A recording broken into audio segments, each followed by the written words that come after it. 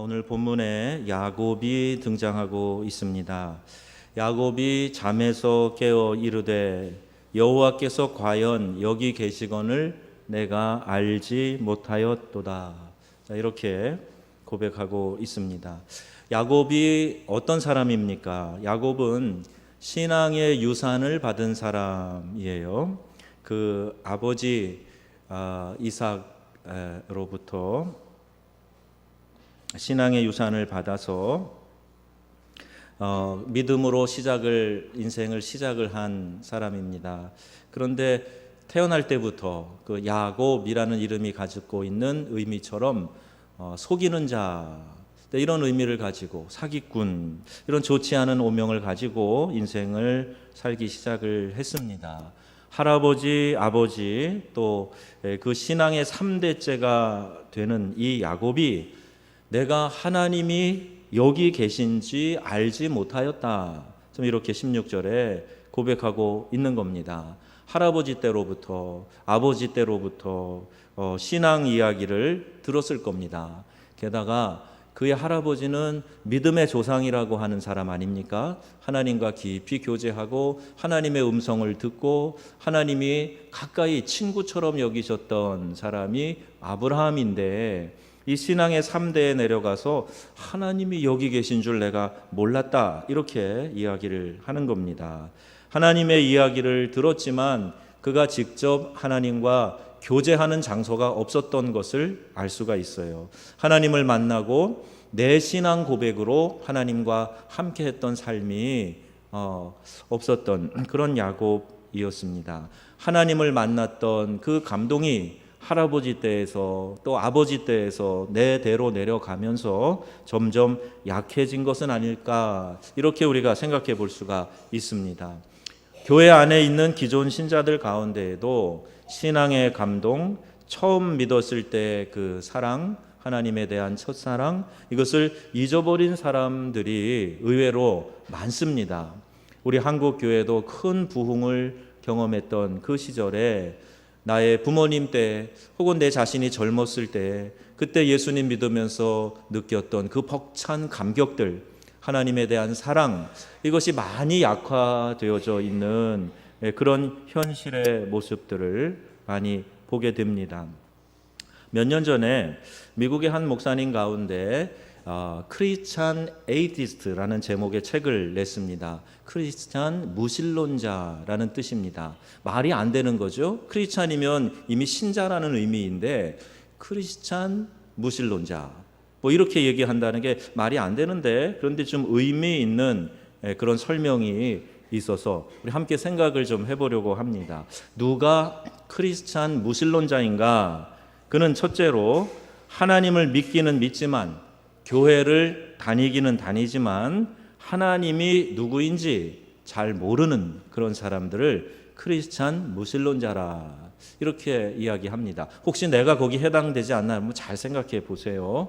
두 번째는 자기의 잘못된 과거에 대해서, 죄책에 대해 부끄러워하며 교회를 다니는 사람, 이 사람도 역시 하나님의 은혜가 뭔지 깊이 깨닫지 못하기 때문에 크리스찬 무신론자의 범주에 들어간다는 거예요. 여러분, 우리가 은혜를 체험하면 하나님이 나 같은 죄인을 용서해 주셨네, 그리고 그 벅찬 감격을 깨닫게 되는 것인데 이걸 모르는 거예요. 그래서 늘 죄책 속에서 내가 이런 죄인인데, 이런 죄를 지었는데, 그리고 그 과거의 죄책에 매여 있는 사람도 크리스찬 무신론자일 가능성이 높다. 또 세 번째, 하나님이 자기를 사랑한다는 하나님의 사랑에 대한 확신이 없는 거예요. 여러분은 하나님이 나를 정말 사랑하신다고 믿으십니까? 거봐요, 몇 명 안 하시잖아요. 하나님이 나를 정말 사랑한다고 믿으십니까? 예, 이 확신 있는 고백, 여기에 우리의 신앙의 진가가 나타난다는 겁니다. 내가 어떤 형편에 있든지 어떠한 상황이든지 개의치 않고 하나님은 나를 사랑하셔. 하나님은 나를 사랑하셔. 이 믿음의 확신이 없는 사람이 크리스찬이지만 무신론자일 수 있다. 또 기도에 대해서 알지만 믿지 않고 기도를 잘 안 한다는 거예요. 기도에 대해서 아는 것, 그거 별로 능력이 없습니다. 내가 기도를 하고 있어야 돼요. 근데 기도를 왜 안 하는가? 기도에 대해서 알긴 알지만 믿지 않는 거예요. 기도의 능력도 믿지 않는 겁니다. 어쩌다 요행이 있어서 기도가 응답될 수는 있겠지만 보편적으로는 응답이 없다 생각하는 확신이 있는 사람들, 이 사람들이 크리스찬 무신론자일 가능성이 있다는 거죠. 또 하나님은 불공평한 분이라고 생각하는 사람이 있어요. 하나님은 어제나 오늘이나 영원토록 동일하신 하나님이십니다. 그리고 하나님은 공의의 하나님이시고 공평하신 하나님이세요.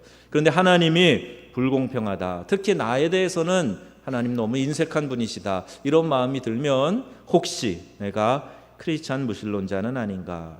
또 남을 용서하지 못하는 사람, 자기 자신은 변할 마음이 없는 사람, 이 사람 역시 크리스찬 무신론자일 수 있다는 겁니다. 또 항상 근심 걱정을 하는 사람, 항상 근심 걱정이 떠나지 않는 사람. 왜 그럴까? 너희 염려를 다 주께 맡기라, 이는 주께서 너희를 권고하심이라 말씀하는데 항상 염려를 내가 쥐고 있는 사람, 하나님을 정말 믿는 건가 생각해 보게 되는 거고요.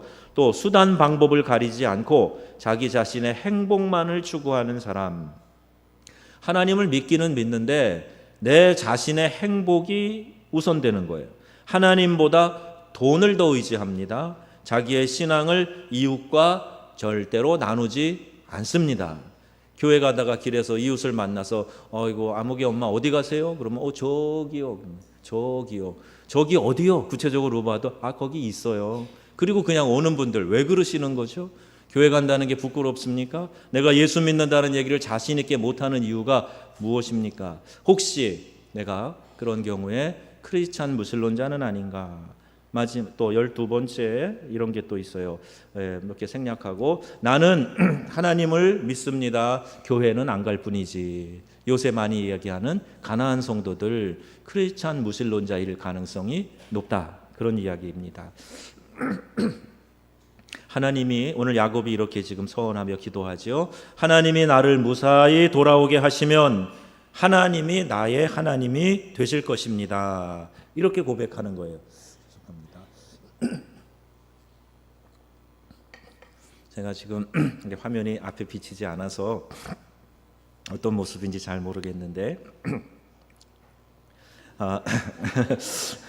오늘 제가 이렇게 오늘 칭찬을 해주셨지만 입술도 이렇게 터지고 머리도 이렇게 촌스럽게 깎고, 그래서 이거 아침에 거울 보고 나오면서 우리 교인들이 또 걱정하면 어떡하나. 지난주에도 우리 목사님이 조금 이렇게 밝지 않은 것 같다고 얘기를 하셔서 제가 긴장했는데 그럼 어떡하나 생각을 했는데, 제 목소리와 지금 제 심리 상태와는 아무 상관이 없습니다. 오해하지 않으시면 좋겠어요. 이제 야곱이가 하나님 나를 무사히 돌아오게 하시면 하나님이 나의 하나님이 되실 것입니다. 여러분, 이 짧은 얘기에 담겨 있는 뉘앙스가 느껴지십니까? 이제까지는 내 할아버지의 하나님, 내 아버지의 하나님이셨다는 얘기일 수 있어요. 근데 나를 이 위기 상황에서 무사히 돌아오도록 도와주시면 하나님이 이제 내 하나님일 수도 있겠습니다. 그런 얘기 아닙니까? 또 11조를 드리겠습니다, 이렇게 고백하는 것도 나를 무사히 돌아오게 하시고 내 소득을 보장해 주시면 거기에 10분의 1을 드리겠습니다. 이상하게 우리 새벽에 2번이나 서원에 대한 말씀이 나와서 이 서원에 대한 이야기를 하고 중요하다고 말씀을 드렸는데, 지금 야곱의 이 서원은 굉장히 가벼운 서원입니다. 그리고 내가 하나님을 깊이 경험하지 못한 그런 마음 상태에서 나오는 서원이라고도 볼 수가 있어요. 그런데 오늘날 이런 믿음을 가진 신자들이 많이 있습니다. 내 문제가 해결되고 소원이 이루어지면 하나님으로 인정하지만 조금만 어려움이 있고 실패가 있으면 하나님으로부터 스스로 멀어지겠다고 공갈하는 사람, 협박하는 사람, 이런 신자들이 있단 말입니다. 하나님 잘 되게 해주시면 제가 열심히 충성도 하고 10의 1조도 드리고 하나님 교회에서 내가 최선을 다하겠습니다. 그러나 이 일이 제 뜻대로 안 되면 재미없습니다. 이렇게 협박하는 신자들이 있단 말입니다. 스탈린 아시죠? 이 스탈린은 신학생이었습니다. 칼 막스도 신학을 공부한 사람입니다. 찰스 다윈 무신론적 진화론자인데 신부님이에요. 신학 공부한 사람입니다. 옥스포드 졸업할 때 신학 석사였습니다. 후에 생물학자가 되죠. 그리고 진화론을 이야기합니다. 아니, 하나님을 믿는 사람이 진화론을 이야기하는 과학자가 됐다. 이해가 잘 안 돼요. 반쪽짜리 신앙을 가진 사람은요, 이렇게 세계를 어지럽히는 신앙인이 될 수가 있어요. 김일성 숭실대를 다닌 할아버지 그 밑에서 태어납니다. 어머니가 강반석 권사님이십니다. 이름만 알고 하나님을 모르니까 북한의 3,000교회를 다 없애버리는 그런 사람이 되었던 겁니다. 반쪽짜리 신앙 위험합니다. 우리 가운데에도 이 반쪽짜리 신앙이 있으면 하나님의 은총에 온전해질 수 있도록 그냥 기도해야 됩니다. 내가 하나님을 경험하고 하나님을 온전히 체험해서 그냥 들어서 아는 하나님이 아니라 하나님에 대한 온전한 신앙을 갖게 하여 주옵소서. 이것이 오늘 우리의 간절한 기도와 소원이 되어야 할 것입니다. 이름만 신앙, 제대로 신앙을 가지지 못한 사람 때문에 세상을 어지럽히는 문제가 많이 생기고 있습니다. 오늘날 우리 사회에서도 문제를 일으키는 오명을 만드는 사람들을 보면 하나님을 온전히 믿지 못하는 이 크리스찬 무신론자 같은 사람들이 많이 있기 때문에 그렇습니다. 야곱은 자기 중심의 이기적인 삶을 살았어요. 그래서 우리 세대는요, 자기 중심으로 살아라 라는 메시지를 끊임없이 우리에게 가르치고 있습니다. 네가 최고야. 우리 자신에게 계속 그 메시지를 주면서 절대자 하나님의 자리에까지 우리를 올려놓으려고 하는 것이 이 세상의 메시지예요. 제가 요셉을 참 좋아하고 제 영어 이름이 조셉이에요. 요셉입니다. 그래서 참 그 인물 본받기를 많이 애쓰는데 요셉이 한 위대한 고백이 많이 있지만 그 중에 최고가 전 이거라고 생각해요. 내가 하나님의 자리를 대신하리이까. 이 고백이에요. 형들이 와서 막 두려워하고 제발 우리를 용서해달라 그럴 때 형들 염려하지 마세요. 한탄하지 마세요. 하나님이 미리 아시고 우리 민족을 구원하라고 나를 이 자리에 보낸 겁니다. 형님들 염려하지 마시오. 내가 하나님의 자리를 대신하리이까. 이렇게 고백하는 거예요. 여러분, 우리가 온전한 신앙을 갖는다는 것은 이 하나님 앞에서 내 신앙이 전적으로 하나님을 의지하는 걸 말해요. 뒤집지 않은 전병처럼 한쪽은 읽었는데 한쪽은 설리거나 읽지 않아서 이렇게도 저렇게도 쓰임받지 못하는 신앙인들이 문제를 만들어내기 쉽습니다. 오늘 이 오후에 오신 여러분들은 온전한 신앙으로 나아가시기를 주님의 이름으로 축원합니다. 부족함이 아니라 절반이 아니라 설익은 것이 아니라 하나님 온전한 신앙을 갖게 하여 주옵소서. 그래서 나에게 들려지는 말씀대로 100% 순종하겠다고 다짐해 보세요. 그러면 온전한 신앙인의 자리로 나아가게 될 줄로 믿습니다. 헌신 예배를 왜 드려요? 온전한 신앙인이 되겠습니다 라는 그 결단과 고백이 헌신 예배 속에 있는 겁니다. 제가 아는 목사님이 미국의 한인교회 집회를 가셨다가 경험한 이야기를 들었습니다. 집회를 마치고 한 분이 찾아와서 이렇게 이야기를 했다는 거예요. 저는 이 교회 안수 집사인데요, 하나님을 믿지 않습니다. 미국 유학 가서 외로운 사람들이 모여서 한인교회를 만들었어요. 교인들이 하도 싸워서 말렸더니 교회에서 집사를 시키더라고요. 헌금하라고 해서 열심히 했더니 안수집사 되라고 해서 지금 안수집사가 됐습니다. 이제 교회에서 장로 세우려고 피택을 받았는데 이렇게 장로가 되는 것이 가책이 되어서 목사님과 의논합니다. 이렇게 이야기를 하더라는 거예요. 지금 피택 장로예요. 안수집사입니다. 그런데 이분이 하는 얘기가 하나님 믿지 않는다는 거예요. 목사님이 하지 말라 그러면 장로 안 하겠습니다. 그렇게 이야기하더라는 거예요. 그래서 이 목사님이 잠깐 생각하고 이야기해 주기를 장로님 하세요. 단 예수 믿으셔야죠. 이렇게 대답을 해주고 오셨다는 거예요. 장로가 중요한 게 아니에요. 교회 어떤 직분이 중요한 게 아닙니다. 우리가 예수님을 믿고 그 예수님의 구원의 복음을 받아들이지 않으면 이 세상에서 그 어떤 종교적인 허울이 그에게 있어도 아무 쓸데 없다는 거예요. 여러분, 예수님 잘 믿으시기 바랍니다.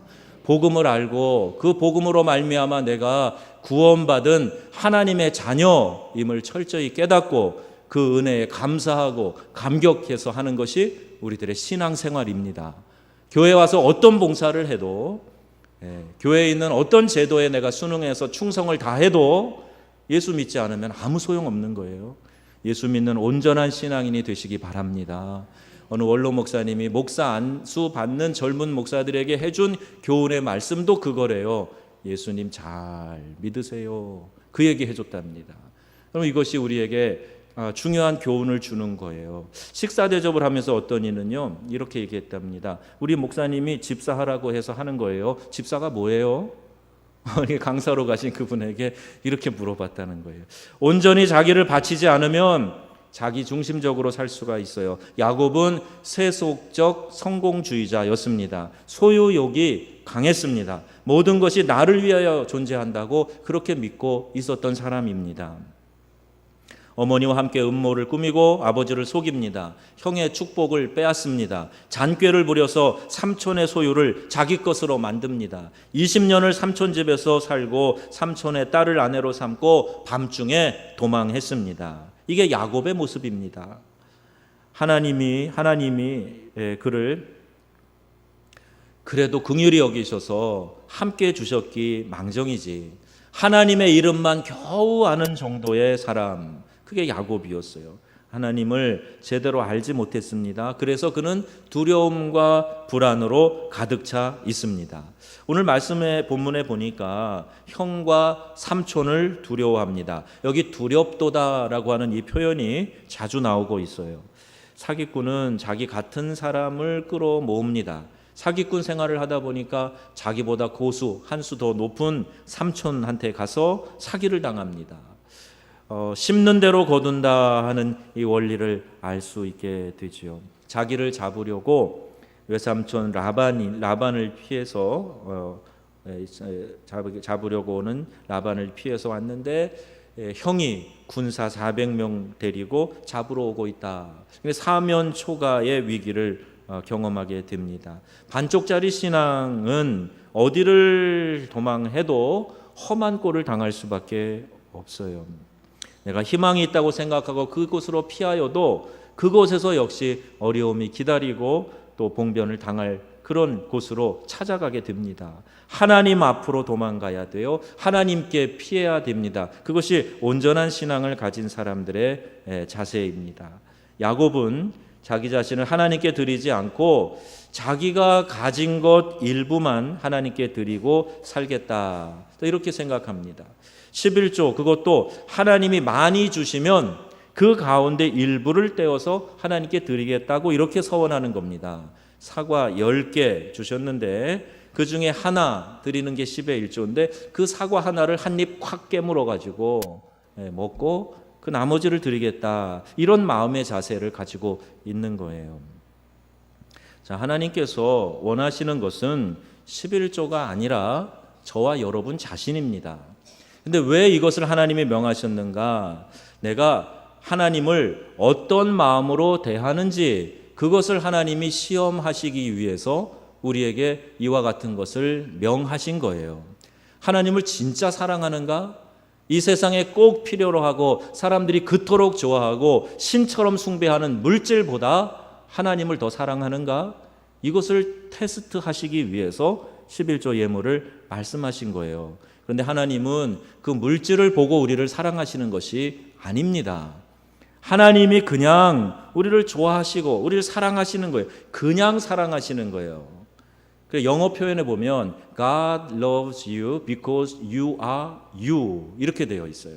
하나님이 당신을 사랑하십니다. 왜냐하면 당신은 그 자신, 당신 자신이기 때문에 그렇게 사랑하신다는 거예요. 내가 무엇을 가져서, 내가 어떻게 해서 하나님이 나를 사랑하시는 게 아니라 나 자신을 그냥 하나님은 사랑하신다는 거예요. 하나님은 우리를 그렇게 사랑하시기 때문에 우리도 그 사랑을 가지고 하나님께 나아가기를 원하신다는 겁니다.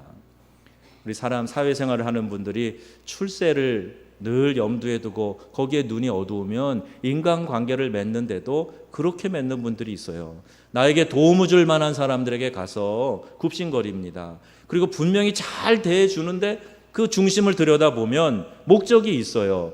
내가 출세하기 위해서, 성공하기 위해서 저분 눈에 띄고 잘 보여야 된다, 이 생각을 하는 겁니다. 거기에는 진정한 사랑의 관계가 성립될 수가 없어요. 하나님이 오늘 우리에게 명하시는 것은 우리가 잘 보여서 하나님의 눈에 들어서 그래서 축복을 받게 하시려는 게 아니란 말이에요. 우리는 우리 자신으로 하나님이 사랑하고 계세요. 그런데 하나님이 우리를 시험하시는 것은 정말 내가 내 중심으로 하나님을 그렇게 사랑하고 있는가를 나타내 보이라고 말씀하고 계시는 거예요. 하나님 앞에서 우리가 이런 부분에서 인정받는 신앙인이 됐으면 좋겠습니다. 내가 뭘 좀 해놓고 하나님 요거 했으니까 하나님 저 이쁘죠, 이게 아니라 내가 하나님 앞에 모든 것을 다 드릴 마음을 가지고 그 하나님을 대하고 중심으로 사랑하는 것, 이것이 우리 하나님이 우리에게 기대하시는 것입니다. 참된 신앙을 가지려면 하나님이 나를 거저 사랑하시는 분이다 하는 것을 알아야 돼요. 그리고 그 하나님의 얼굴을 우리가 경험해야 됩니다. 야곱이 궁지에 몰렸어요. 하나님 없이 지내면 결국 자기와 자기의 죄의 포로가 될 수밖에 없습니다. 다 야복강을 건너게 하고 혼자 남습니다. 자기와 자기 죄밖에 남은 것이 없어요. 지난날의 자기의 처참한 모습뿐입니다. 우리는 언젠가 한 번은 적나라한 내 자신의 모습, 자기의 죄, 그것을 앞에 놓고 하나님과 만나야 돼요. 내가 이런 형편의 사람이지, 내가 이런 죄인이지 하는 것을 적나라하게 하나님 앞에 드러내놓고 주님을 만나는 야복강의 만남이 있어야 됩니다. 하나님이 나에게 축복하시기 전에 내가 놓아드리지 않겠습니다. 간절히 매달리면서 하나님만이 나의 축복의 근원이 되십니다. 이 고백이 있어야 된다는 거예요. 우리가 붙들고 있는 게 너무 많아요. 의지하는 게 너무 많습니다. 하나님 아니어도 거기 누구 다른 사람 없어요, 이렇게 외치고 우리가 손을 내밀고 붙잡고 싶어하는 것이 너무 많습니다. 그래서 우리가 하나님의 능력과 기적을 경험하지 못하는 거예요. 여러분, 세상의 다른 어떤 것보다 하나님만을 사랑하시고 그 하나님과 야복강에서 만나서 나의 죄된 모습을 다 드러내놓고 하나님이 나에게 새로운 이름을 지어주시는 그 역사를 모두가 경험하게 되시기를 주의 이름으로 축원합니다. 여러분이 처음 예수님을 만났을 때가 언제입니까? 내가 사랑하기 때문에 너를 사랑하지 않을 수 없어, 나 때문에 내가 너를 영원히 사랑한다, 하나님의 그 사랑에 충격적인 감전이 되는 것 같은 그런 감동을 받았던 그때가 언제이십니까? 우리 찬송가 가사에 왜 날 사랑하나, 왜 날 사랑하나, 우리 이런 찬송 가사 있잖아요. 나 같은 사람을 하나님이 왜 사랑하실까? 그럼에도 불구하고 나에게 오셔서 나를 인도하시는 그 하나님의 사랑, 그 사랑이 여러분 앞에 감격스럽게 다시 느껴질 수 있기를 주의 이름으로 축원합니다. 야곱은 그 두려워하던 상황에서 하나님을 만나요.